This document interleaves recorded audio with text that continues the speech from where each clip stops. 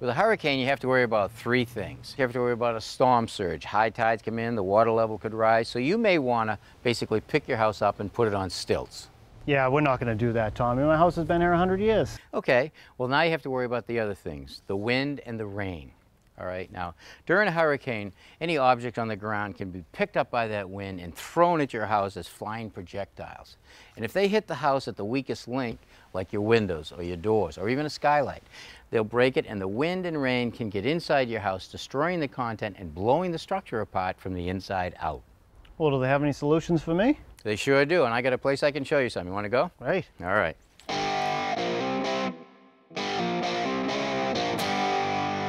Now this is a testing facility, and it's not really open to the public, but I thought it would be a great place to show you all of the options that there are when covering your windows and doors during a hurricane.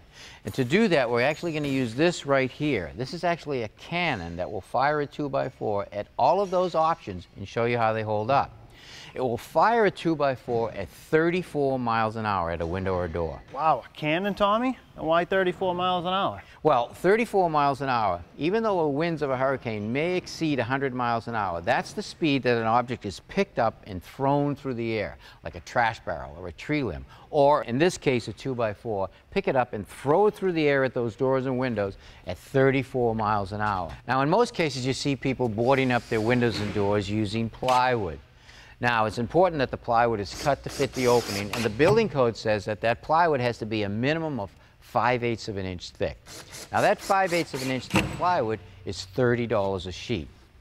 Now, as a homeowner, you may go to the lumberyard or home center and say, well, gee, I can get a sheet of 1/2 inch OSB. It's $10 a sheet and save some money. Well, that's what I want to do. I want to save a few bucks. Well, okay, cheapskate, let's see what happens.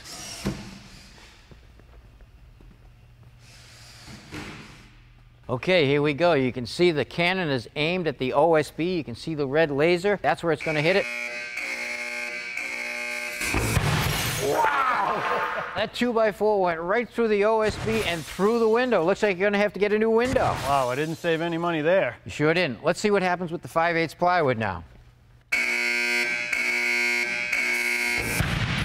Oh, the plywood did its job, and the 2x4 bounced right off of it, and the window is still in good shape behind it. That's remarkable how the plywood held up better than the OSB. Well, the plywood is much stronger, and let me show you. The plywood is actually different laminates, and the laminates run in different angles. There's long strands that run this way, another one that runs this way, and so on down the line. And that's what gives it a lot of strength, along with the thickness. Now, OSB or oriented strand board are actually small pieces of wood that are actually glued and put together, and it's not strong enough to withstand that force. Now, I know the 5/8 plywood did its job, but that's pretty heavy to lug up to my second floor window. Do you have any other alternatives? We sure do, and let me show you some. Over on this wall, we set up some windows. And this window we covered with this fabric right here. It's a ballistic nylon treated with resins, and it's really strong. It's held on the building using these brackets right here and these fasteners that stay on the building all the time. Well, this thin piece of nylon is going to protect my window? I don't know. Let's test it and find out.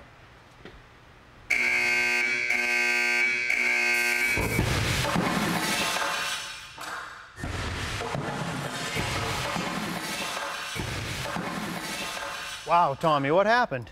Well, Paul, the fabric did its job and the 2x4 didn't enter the building. And in many jurisdictions, that's acceptable by the building code. Yeah, but the window broke. Right, and we installed the fabric as per the manufacturers.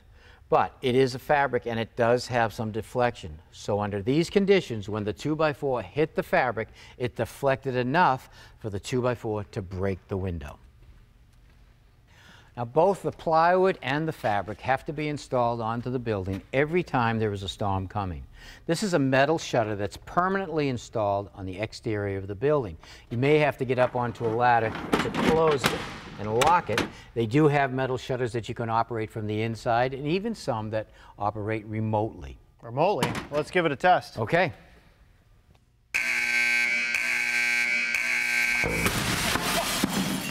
Whoa! The window broke on that one.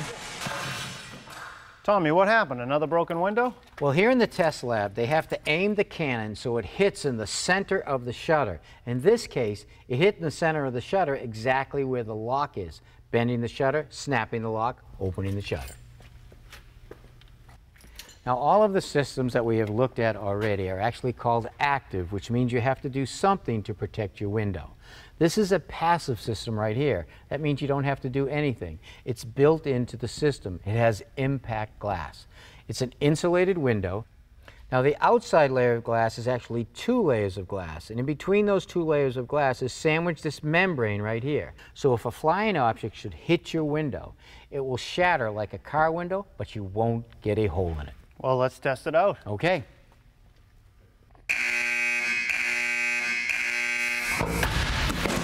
Whoa! Well, it broke the glass, but no hole.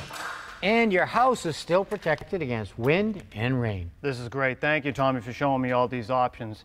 It really gives me and my family something to think about living on the coast. I'm glad I could help.